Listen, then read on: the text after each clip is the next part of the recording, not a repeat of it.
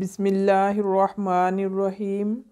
حضرت علی فرماتے ہیں کہ جب تم اپنی بہن کے گھر جاؤ تو اپنی بساط کے مطابق کچھ لے جاؤ، کیونکہ تمہاری بہن کا تم پر حق اسے والدین کی وراثت سے ملا ہے، اور انتہائی بد نصیب ہے وہ شخص جس کی بہن ناراض ہو اور اس کی یا اس کی بہن کی موت واقع ہو جائے۔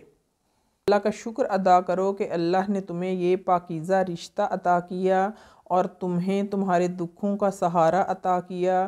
بہن اگر عمر میں بڑی ہے تو وہ ماں کے حکم میں ہے، اس کا ادب و احترام قریب اسی انداز پر ہونا چاہیے۔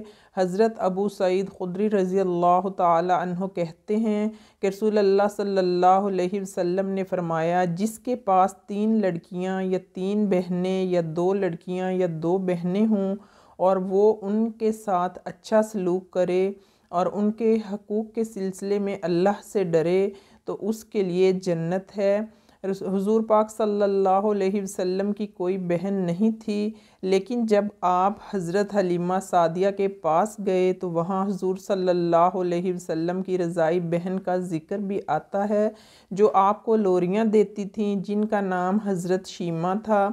جب غزوات کا سلسلہ شروع ہوا تو جس قبیلہ میں سیدہ شیمہ کی شادی ہوئی تھی، اس قبیلہ کے ساتھ مسلمانوں کا ٹکراؤ آ گیا۔ اللہ تعالیٰ نے مسلمانوں کو فتح عطا کر دی۔ اس قبیلہ کے چند لوگ صحابہ کرام کے ہاتھوں گرفتار ہو کر قید کر دیے گئے، اور ان قیدیوں میں حضرت شیمہ بھی تھیں۔ مسلمانوں نے انہیں گرفتار کرتے وقت جنگی سختی سے کام لیا۔ اس وقت وہ بڑی عمر کی تھیں۔ انہوں نے لشکریوں سے کہا، جانتے نہیں ہو میں تمہارے صاحب کی رضائی بہن ہوں، میرے ساتھ ادب سے بات کرو، لیکن سپاہیوں کو یقین نہ آیا۔ پھر انہوں نے تصدیق کے لیے حضرت شیمہ رضی اللہ تعالی عنہا کو حضور صلی اللہ علیہ وسلم کے پاس لے گئے۔ قوم کے سرداروں کے ساتھ سیدہ شیمہ حضور صلی اللہ علیہ وسلم کے نوری خیموں کی طرف جا رہی ہیں اور صحابہ کرام ننگی تلواروں سے پہرے دے رہے ہیں۔ یہ مکی دور تو تھا نہیں، یہ مدنی دور تھا۔ سیدہ شیمہ حضور نبی کریم صلی اللہ علیہ وسلم کے خیمہ نوری میں داخل ہو گئیں، حضور صلی اللہ علیہ وسلم کی خدمت میں حاضر ہوئیں تو سیدہ شیمہ نے کہا، میں تمہاری بہن ہوں۔ اسے اس کے بچپن کے کچھ علامات بتائے کہ لڑکپن میں ایک مرتبہ آپ نے دانت سے کاٹا تھا، جس کا یہ نشان موجود ہے۔ آپ صلی اللہ علیہ وسلم نے انہیں پہچان لیا اور دیکھ کر فرط محبت سے آپ صلی اللہ علیہ وسلم کی آنکھوں میں آنسو آ گئے۔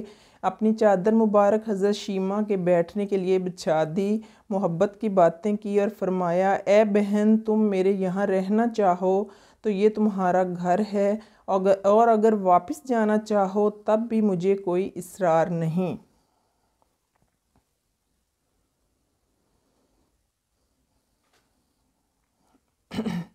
سیدہ شیمہ نے اپنے قبیلے میں جانے کو ترجیح دی۔